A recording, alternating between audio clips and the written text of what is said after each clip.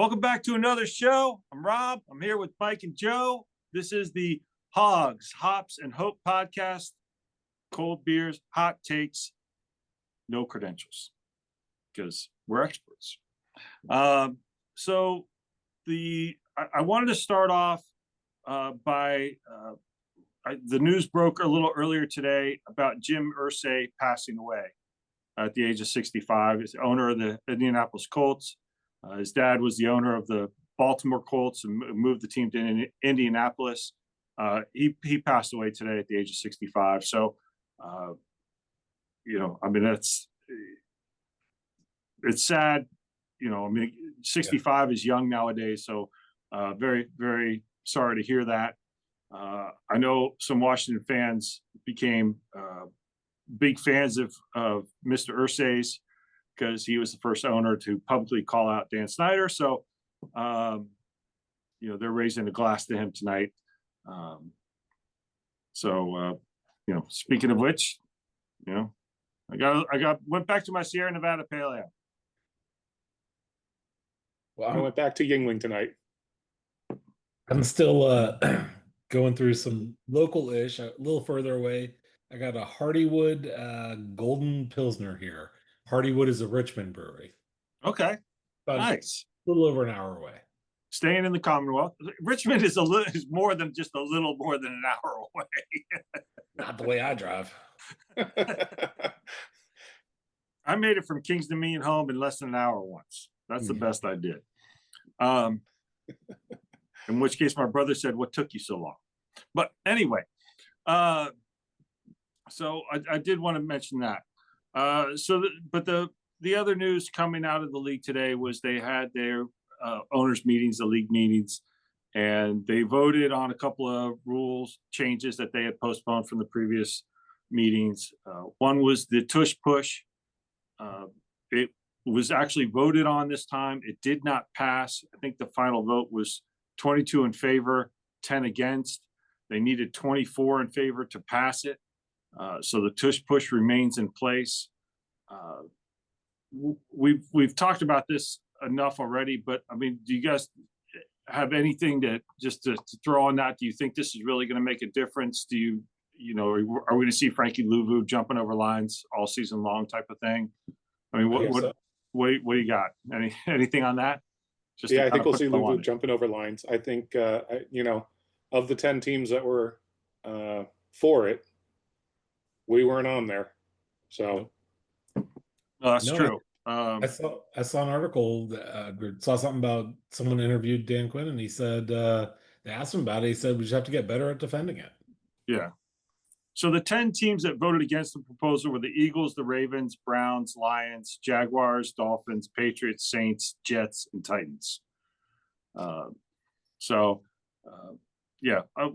We went into this very in depth previously, so there's no reason to rehash it.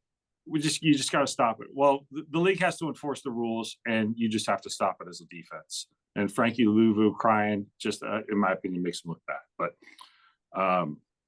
it'll be interesting to see. I mean, obviously, it's very closely voted to making a new rule change. So I wonder if they'll bring it back up, or the fact that that didn't pass this time, that's the end of it, and we'll never see it again.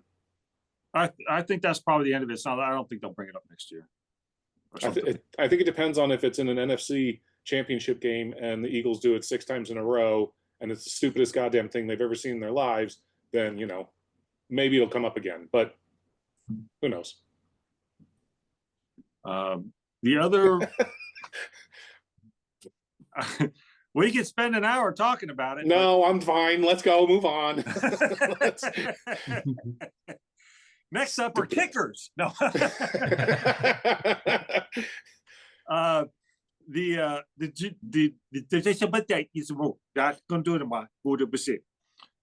Detroit Lions withdrew their proposal to change the playoff. How strong is that beer you're drinking?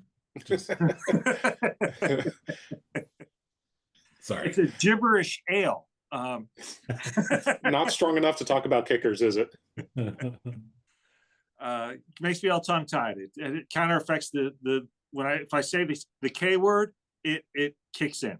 So the Detroit Lions withdrew the proposal to change the reseeding or change the seeding of the playoffs. So that's going to remain the same. The league, I think the league really wanted it because they think that'll add excitement to the end of the year. But it's so we're going to stick with what the league has had. So it's going to base the 4 division winners are going to be the top 4 seeds. They're all going to host a playoff game, and the wild card, they're just going to follow in order behind that. And I guess if you want to host a game, if you want to host a playoff game, you're going to have to win your division. It's that simple.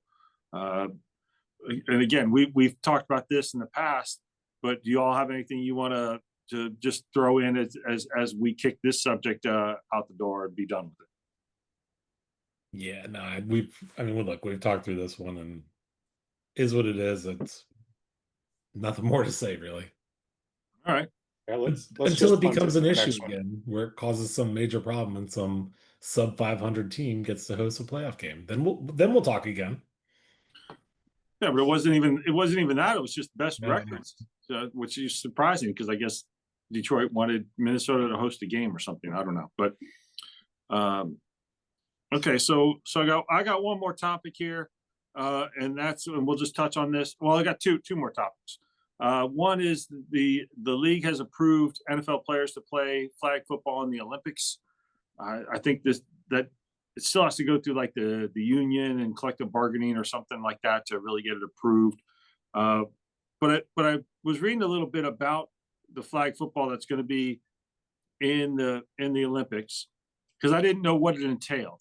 I mean, yes, I know what flag football is, but it's a 5-on-5 format, which I don't think I realized. And there's only 10 players on a team.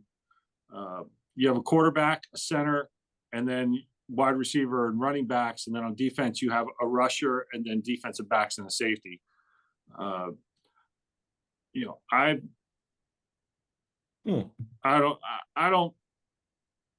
all for winning gold medals and stuff, but I've never been in favor of pros playing in the Olympics. So, I'm kind of torn on this because I don't want to see anybody get hurt during the Olympics and miss out on the season. But I don't know. You guys have any initial thoughts on that of seeing, like, say, Jaden Daniels playing quarterback in the Olympics in flag football? Go ahead, Mike. I'm kind of torn on it too. Like, it's interesting to watch, kind of intriguing, but I'm also with you on do we need pros in the NFL or in the Olympics? I mean, I look at, basketball, like, how far back we talk about the dream team, and it almost feels a foregone conclusion that US is going to win. Not anymore, though. That's the thing. That's why they have to keep having pros in that, because otherwise the US would not win. And they don't win every time as it is now. Well, so back in the day, though, when they first started it felt like they did. So, and maybe it won't be that way with flag football. And again, yes, I'm all for us winning golds, whatever, but I don't know. Again, it'll be interesting to watch them play. Right.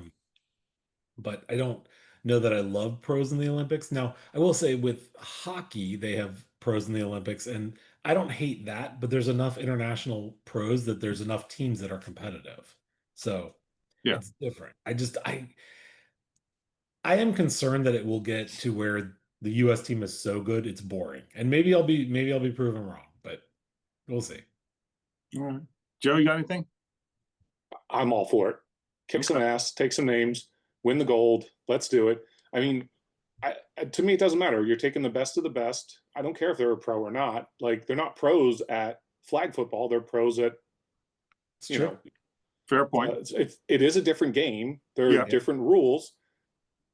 But these guys, all they do is train every day. I mean, the people that they're going to be playing against, they're going to be training every day as well. So, it seems like it would be a even playing field as far as like what, being able to work out and exercise and make that a job. So let's do it. Bring it on. All right. I don't know if it's an even playing field, but, and look, with flag football, I think the U.S. could still put together a pretty dominant team just using college players. So But how many players in the NFL would play for other countries other than the U.S.? Not many. I I'm don't assuming know. it's more than none, but I'm not I thinking don't it's. know. Yeah, no, it's. I mean, that's what happened with the NBA is they had all the international players started playing in the NBA, and so that's why the basketball started to level out. But it will be interesting to see. I mean, yeah, there is some novelty to it, but if we want that, I mean, no one's watching the Pro Bowl, and is it the Pro Bowl a flag football game now? Like, I mean, you want to see pros play flag football, watch the Pro Bowl, but nobody watches that. So why watch it in the Olympics? Because there's a gold medal on the line. Because we're going to beat the Soviets. We're going to beat East Germany. That's right. All right. So the last thing that I got is it was announced today that Hard Knocks obviously is coming back. The show on HBO Max, or I think it's called Max, but they're switching it back to HBO Max. Whatever, doesn't really matter.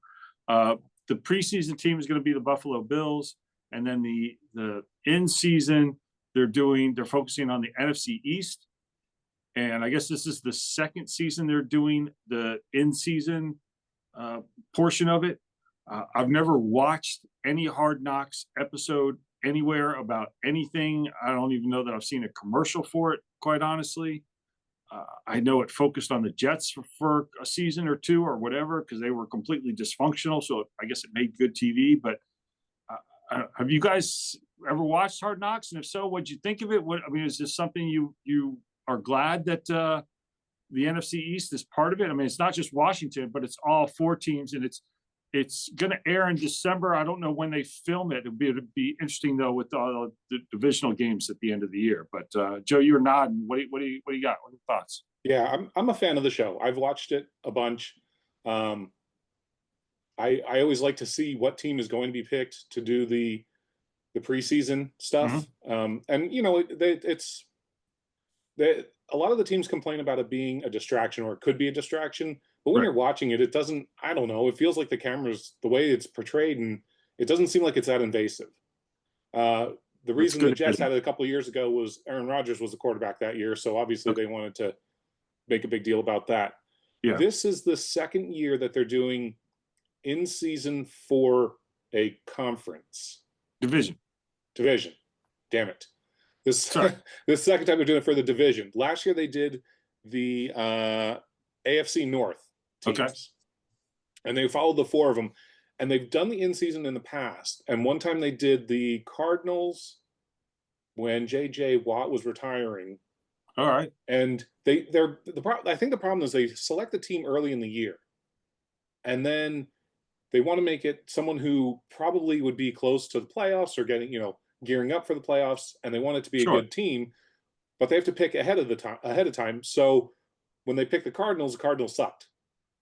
So it wasn't that interesting to watch. So last year they tried the division, and I think that was more exciting because of what you're doing. And this year, them picking our division makes complete sense because we've got last year's Super Bowl winners. We had the NFC Championship teams, both Commanders and the Eagles, and so it should. Well, and you throw in the Cowboys, who is either the most favorite team or the most hated team. So. Right.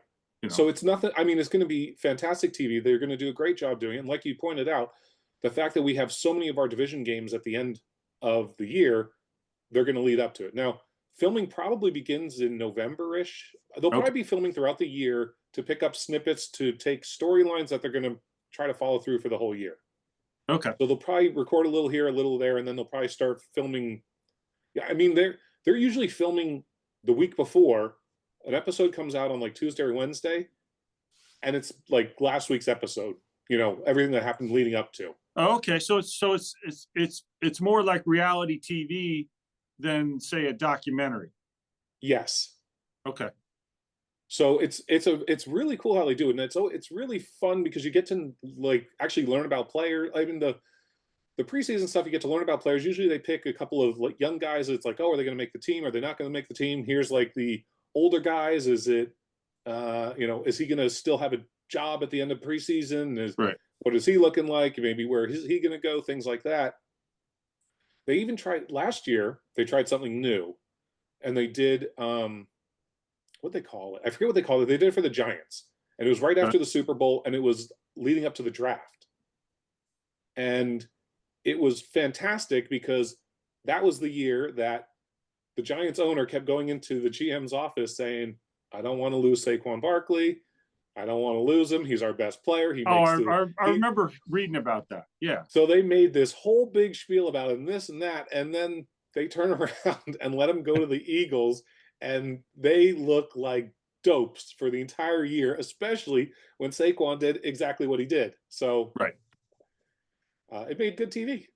Well, yeah. So I guess the storyline, they'll come up with an outline, I guess, ahead of time of what they think they want to follow. But sometimes the story will write itself, and they'll have to change gears. I mean, you see, like, as someone who's watched his fair share of reality TV back in the day, Big Brother was the same way. You watched episodes of stuff that was happened the week before, and sometimes they created a storyline based on editing, but the storyline sometimes played themselves out, and that's just dictated what they showed, and they were able to pull footage accordingly, and then know to film stuff like that moving forward. So I did read one comment online today about it, that maybe there was something to do with, that's like, maybe the league had it in their head before the schedule came out that we'd like to do the NFC East because of, you did have this. You get the Eagles, like you said, the Super Bowl champions. You have Washington that played the Eagles 3 times and played in the NFC Championship game. It does involve Dallas. The Giants are the Giants. I mean, it's New York, so it's a medium market. But that designing the schedule the way they did, knowing or doing that so they could throw Hard Knocks at it, because it will be the end of the season and you're going to have all these games. So maybe the right hand knows what the left hand is doing, or is telling the left hand what to do, or something. They had to. They had to know right. it. Yeah, you'll never convince me that it wasn't all planned. Like, they knew what they were doing when they put the schedule together for Hard Knock, for it to be good TV for Hard Knocks. So. Right. Okay. Well, that's all I got. I mean, it's the off season. There's not a lot. I mean, they got some OTAs going on right now. There's some practices, but I mean, we're not at the practice, so I have nothing to report. We're just it's the middle of May, and really won't get going for another couple of weeks, I guess. Start getting into the thick of training camp. But you guys have anything you want to go out on? Anything you want to finish up on?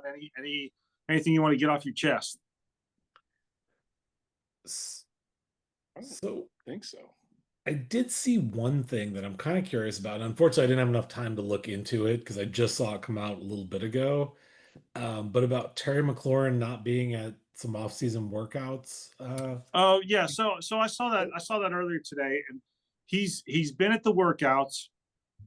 He didn't participate today. He was not there today, and the speculation is that because I believe he's in the last year of his contract, and everyone wants him to have an extension, and that this may have something to do with the extension, that maybe he took some time off because he was meeting with people to whatever, with his agent or whoever meets with whoever for these things, but that it might have something to do with a contract extension coming soon.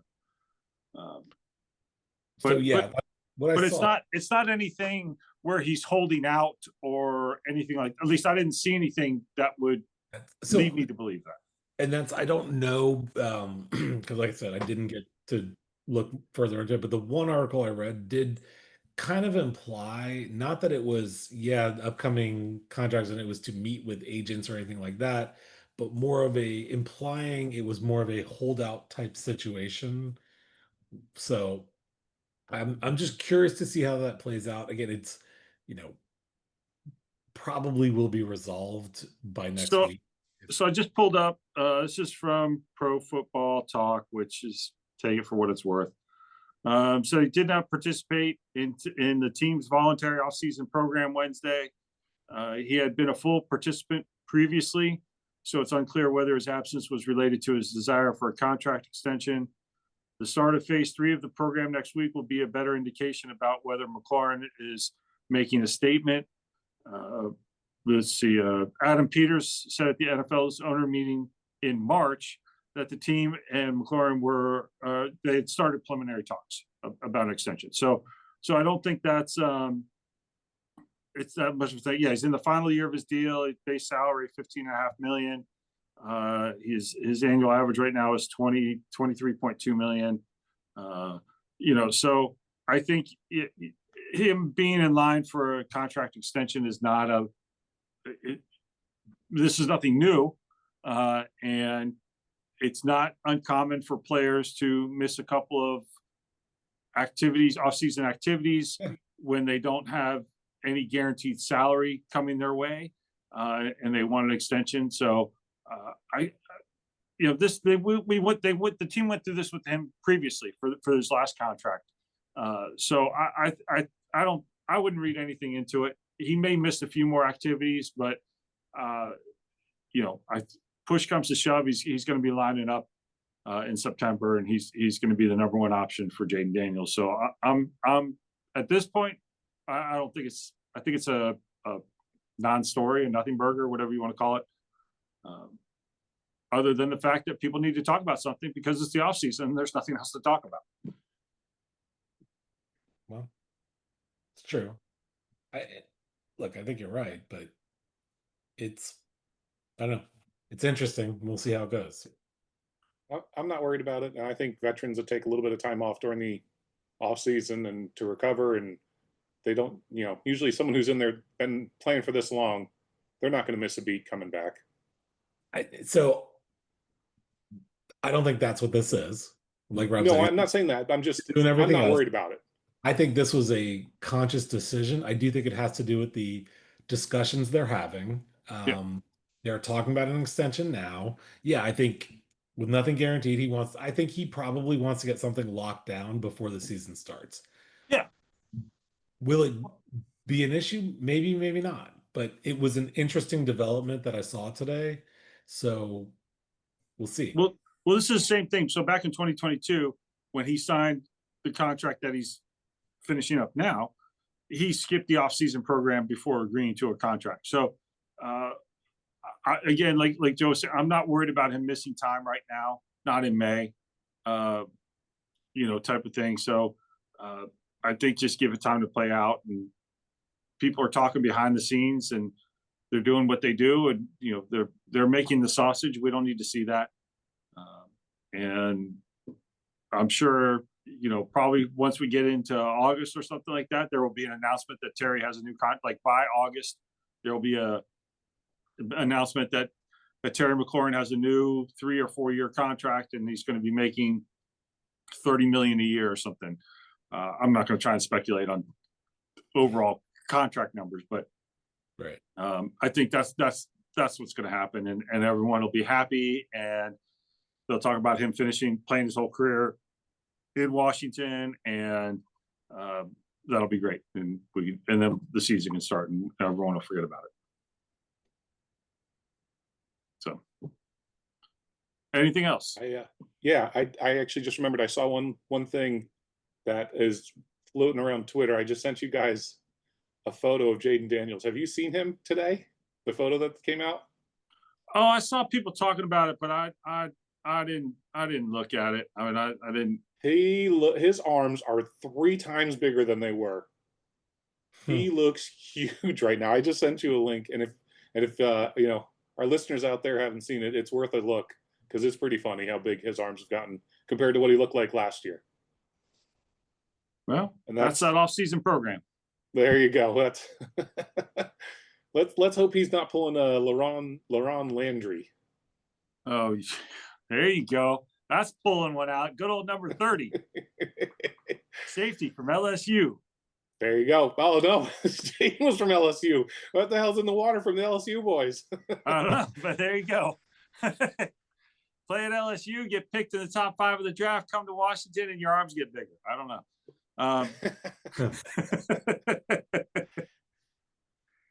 All right. Well, I got nothing else. You guys, last chance. Questions, was it for comments, me. concerns. All right then. For me. Well, I think that wraps up this episode then, this show. Thanks as always for tuning in and watching and listening. We really appreciate it because it feeds our fragile ego. Click subscribe, click like, share it with your friends. Tell your friends to watch it because we're entertaining as hell. And we'll see you in a week. Bye. Bye.